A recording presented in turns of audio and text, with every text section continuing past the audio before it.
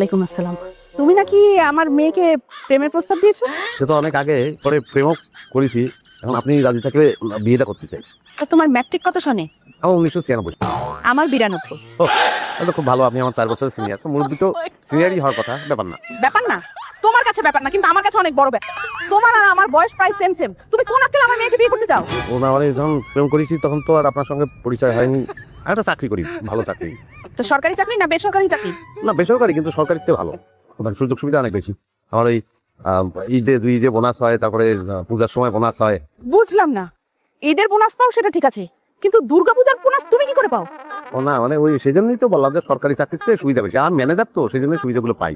আমার মেয়ে কিন্তু খুব ফিট, আর তোমার অবস্থাটাও দেখো। এত বড় পেট থাকলে কি করে হবে? চুপ থাক, আমার মেয়ের সাথে বিয়ে করতে হলে তোমার পেট কমাতে হবে। না পেট কমই ছিল, ওই ম্যানেজার তো চেয়ারে বসে থাকতে হয়, সেই জন্যই আর কি পেট কমা হয়েছে। আমরা বিয়ের পরে একসাথে জিম করবো মা। তারপরেও তুমি কিন্তু অবশ্যই বিয়ের আগে আমার মেয়েকে তোমার অফিসটা দেখায় নিয়ে আসবা। জি জি জি, বিয়ের আগে আমি এই অফিস দেখাবো, আর ওই আমাদের থাইল্যান্ডে আর একটা অফিস ওপেন করতেছে, সেটা বিয়ের পরে দেখাবো। থাইল্যান্ড? আচ্ছা, আসসালামু আলাইকুম।